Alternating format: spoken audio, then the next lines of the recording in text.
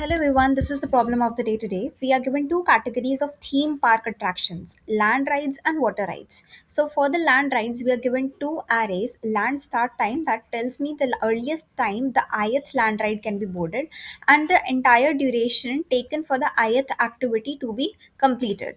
Then we are given similarly the water rides, the water start time as well as the water duration. A tourist must experience exactly one ride from each category in either order. A ride may be started at its opening time or any later moment, and if a ride is started at time t, it finishes at time t plus duration. Okay, so basically, the entire duration of an activity is start time plus duration.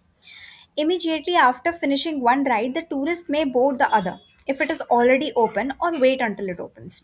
And we have to return the earliest possible time at which the tourist can finish both the rides. That is, we have to do an activity from land rides and an activity from water rides. And we have to return the minimum possible time to complete both the activities in any order we want. Let's look at the example given. So in this example, the land start time is there are two land activities. Their respective start times are 2 and 8, and the duration is 4 and 1. And then we have one water activity whose start time and water duration is given. So there are two scenarios. Either I can do my land activities first and then move to water activities, or I can do water activities first, then move to land activities. So let's look at the first scenario. For land to water, what I can do is I'll iterate in my land activities, okay, and I'll start from I is equal to 0. So for I is equal to 0, the start time is 2 and the land duration is 4. This means this amount of time is blocked by the zeroth activity, zeroth land activity. Now, if I do this activity first and then do my water activity, which starts from 6 and ends at 9, because 6 plus 3 is 9, then in that case, this will be something like this. So in this case, the entire time, the entire duration of doing both the activities would actually be 9. First of all, I did my land activity and then my water activity. So my answer would be 6. 6 is actually my total time taken by the land activity, and I'll add the duration of water activity to it. So 6 plus 3, 9 will be my answer if I choose the zeroth land activity and the zeroth water activity. Then I move to first index in my land activities. So it starts from 8 and it ends at 9 because the duration is 1. And for the water activity, it starts at 6 but it ends at 9. Right, 6 plus 3, 9. So it starts at 6, but it is already started, means we are eligible to do water activity also. But we know that we are doing land to water, right? Not water to land. So, first of all, we'll have to complete the land activity and then move to water activity. So, I'll start the water activity, the zeroth water activity from 9 itself, and the duration is 3. So, it will be taking total 12 units of time. So the total time taken by the land activity was 9, because 8 plus 1, and the duration that the water activity took was 3. So I added 3 here. Now let's move on to the second scenario, water to land. We know that we have only one water activity, so I'll be iterating in my land activities only to check that what is giving me the minimum amount of time. So for I is equal to 0 in the land activity, we can say that 2 and 4 are there, right? So total duration that this activity is going to take is 6. But we have to first of all start the water activity. So for that, we have to block the water activity first, right? We have to do this. So this is the water activity. After that, land activities are going to start. Okay, so it has already started. The first zeroth activity has already started, and like we are eligible to do the zeroth activity, so we'll start it right away. Once our water activity has ended, and it will continue till 9 plus 4, right? So the total amount taken by this is 13. Why 13? Because water activity took 9, and then we had to add the duration of the land activity as well. Right. Now let's check for the first activity, land activity, 8 and 1. So the eligible time, we are at an eligible time because 8 is the eligible time and we are at ninth unit of time. So we'll start from 9 only and we'll continue till 10 because the duration of the first activity is 10, and we'll end it here only. So the total time taken would be 10. That is 9, the time taken by the water activity plus the duration of the land activity, right? So the minimum of all these answers we found was 9. So we'll return 9 here. One critical observation that we make here is that basically there can be two scenarios for the second activity. For example, this is a first activity, its duration, and the second activity's eligible time starts before the first activity ends. So it looks something like this. This is the second activity, and this is the first activity that we're doing. Okay, and then there can be a scenario where the first activity completes way before than the second activity starts. Okay, so this is the second activity, and this is the first activity. So basically, we are given two scenarios here, right? Now, obviously, when we have such a scenario,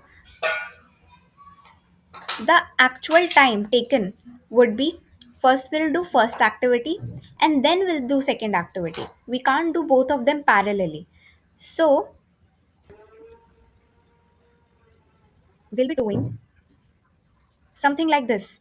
Okay, so the time taken by the first activity would be fixed. This will be the time taken by the first activity. Let's say T. This will be fixed.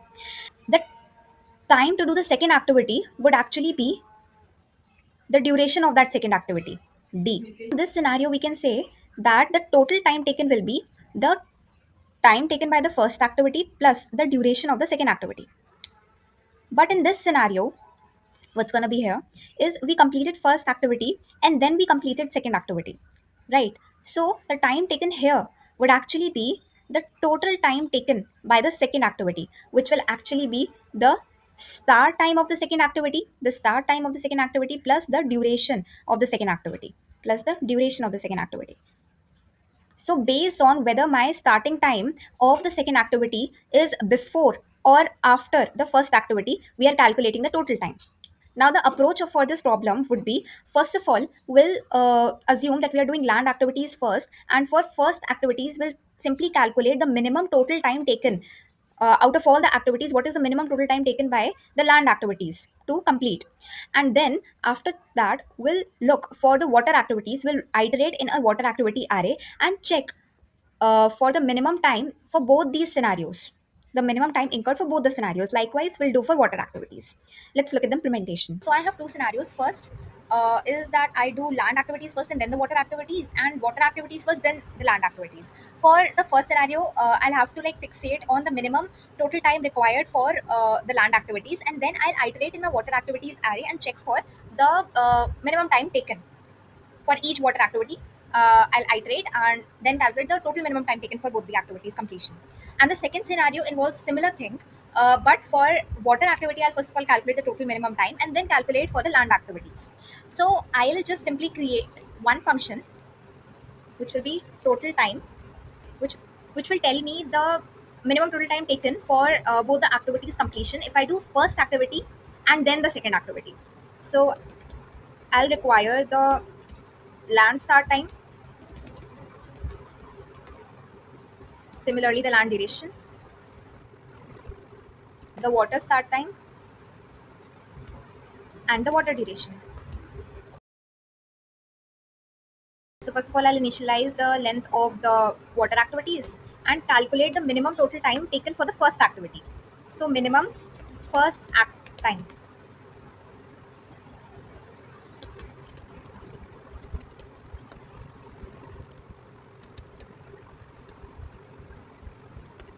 So the first activity will take the total time of the starting time plus the duration. This is the total time for the first activity. So out of all the first activities, I'm going to calculate the minimum time for the first activity, right?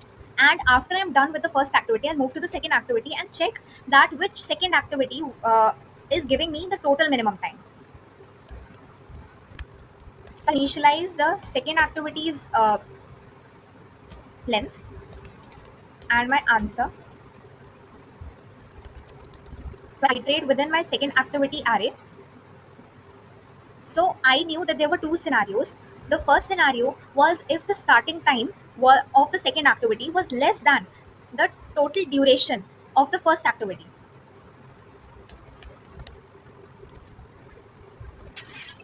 In that case, my answer would be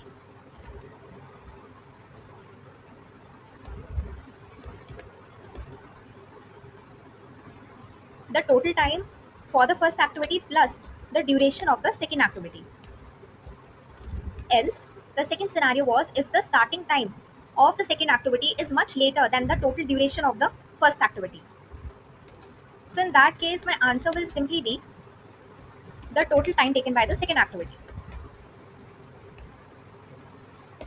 So first of all, I calculated the total minimum time taken for the first activity, and which particular activity. I simply iterated my second activity array and calculated that which particular activity is giving me the minimum answer. I'll simply return my answer then. So this is for the total time when the first activity is ls and the second activity is ws. The start time of first activity is ls and start time of second activity is ws. So I'll calculate my answer for both the scenarios. First of all, I'll send land activity to to be my first activity, and then I'll send water activity to be my first activity.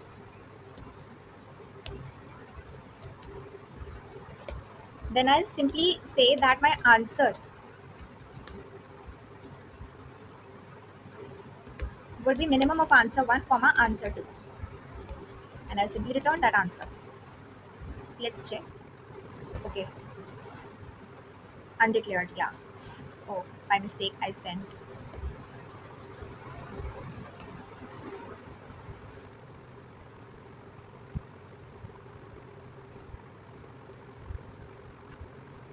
So water activities first and then the land activities for the second answer.